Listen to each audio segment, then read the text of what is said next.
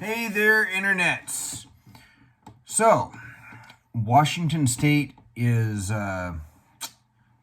pass SB5599. Governor signed it. Well, now they have finally gotten their stuff together to do a referendum on it. And that referendum is, of course, you got to vote no to strike down the law. And they got their petitions out. I don't know if there's any at my local office in Skagit County, but they're around Washington State. And this law is actually got some talking points that were distributed that I want to go over. I'm going to have some other thoughts as well. But it's basically sex changes for kids. And that sounds crazy to people, but it's not. They guise into other language, but ultimately it's not that different from what they did to a guy in Canada. If you have seen Matt Walsh's What is a Woman, he interviews the guy via, I think, Zoom or something similar, because the guy can't leave Canada because he's in trouble for effectively not being willing to misgender his daughter as a boy because she's a biological human female. She's a girl, not a boy. They're treating that as grounds to not even let him see his daughter, talk to his daughter, and he can't do anything as far as trying to prevent his daughter from making bad decisions. So I'm not sure the cutoff date, but we got to get our stuff together. People have to get signatures on those petitions, get it out there.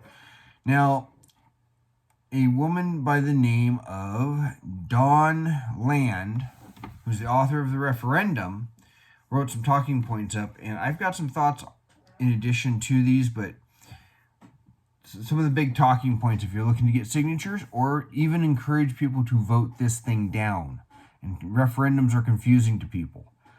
It bypasses parents. So the current law before allowed minors 13 and older to obtain puberty blockers, cross-sex hormones, and this says mutilating surgeries, but we should just say sex change surgeries without parental consent or knowledge or consent, while minors 12 and younger require a parent's consent. Under SB 5599, minors of any age who have been placed in a host home will be given consent by their guardians instead of their parents for these dangerous treatments, even minors younger than 12 years old. In 2022, World Professional Association of Transgender Health, WPATH, removed age guidelines for transgender treatments.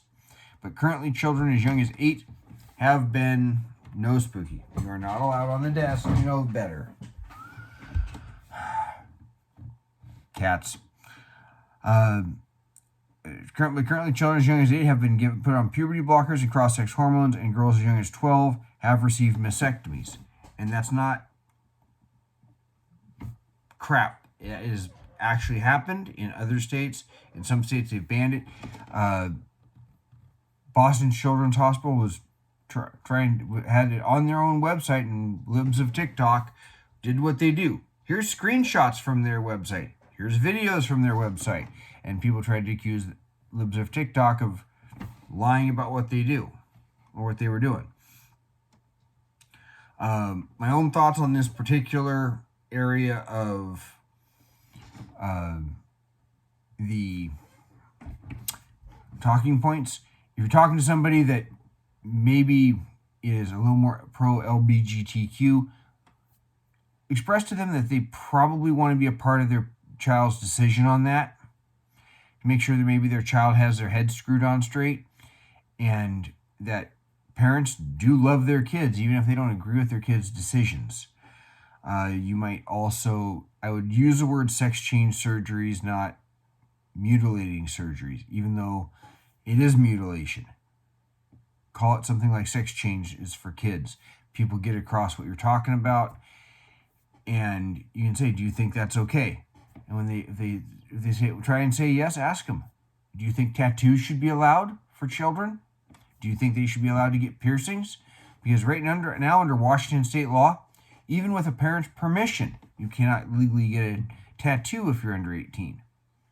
Why would you be allowed to do this?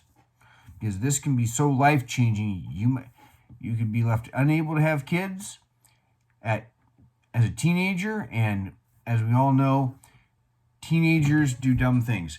You'll hear some of these people try and defend young people being able, like there's some, like being young is somehow wise. I'm sorry, but young and dumb is a thing. I didn't make any of these kind of mistakes as a young person, but even into my 20s, I made certain kinds of mistakes, like how I spent money,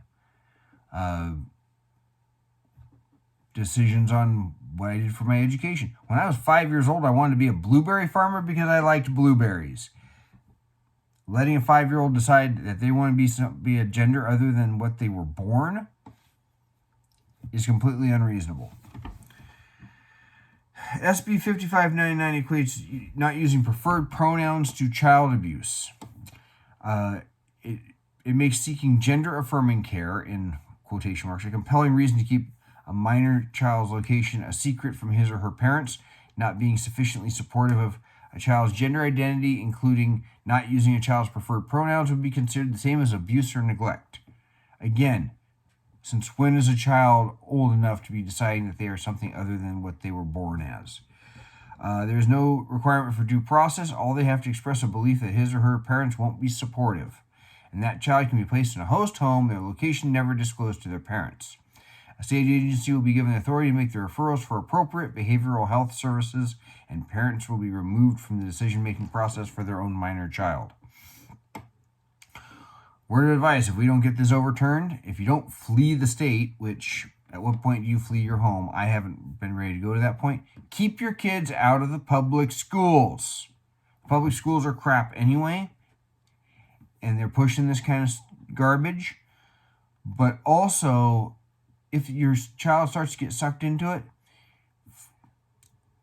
I have a friend who was normally more pro this stuff. Even she saw the problem when her daughter said, "I'm a boy," and she found a way to let her daughter realize that she actually was what she was born as, and which is a girl. And many of us couldn't use the methodology she used, but or you could do as a woman Tim Pool refers back to, where they played along with the school for a little while, and then as soon as the school year ended, they said, "Yeah, we found it.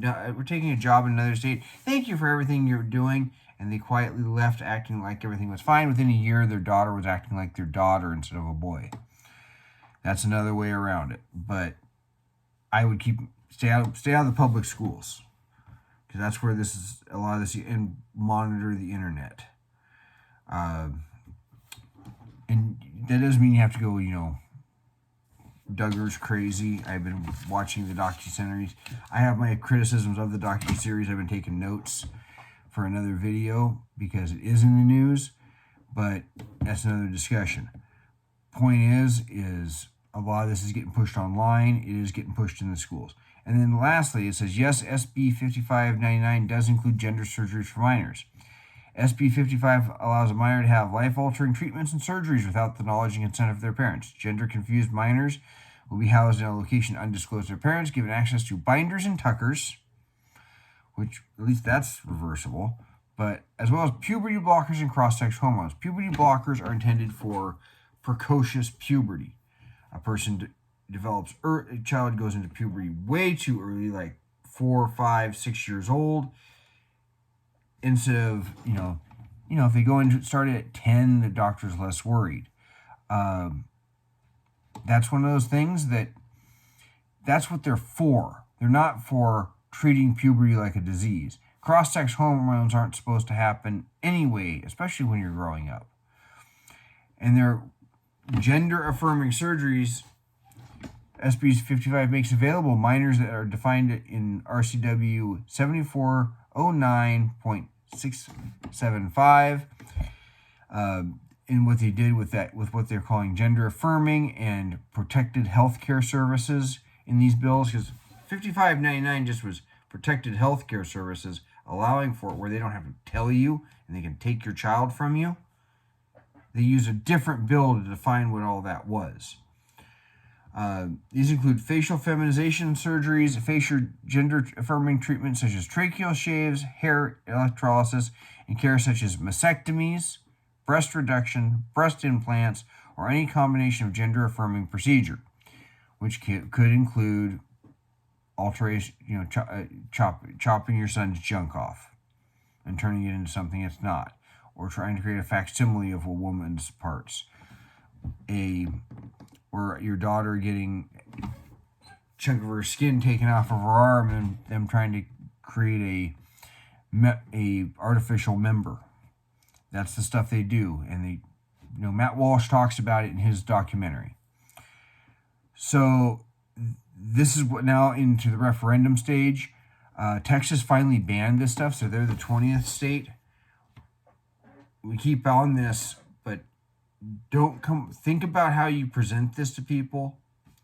And, I'll be honest with you. I'm thinking, I don't know if this is going to get to this point, but do I really want to be friends with people that think this is okay?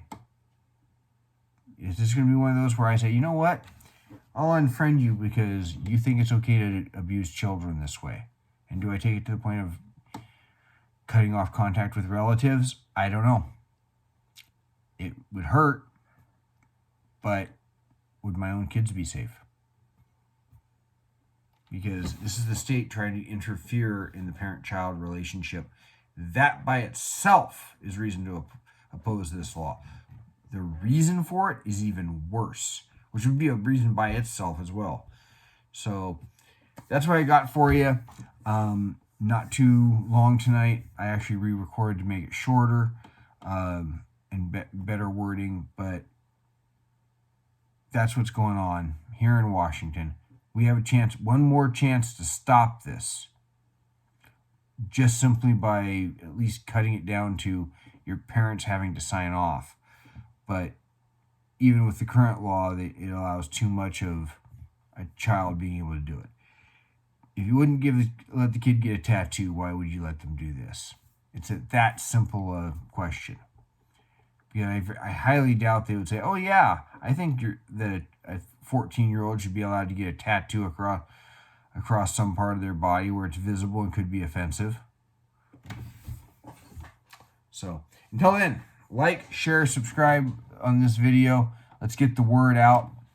Until then, you all take care.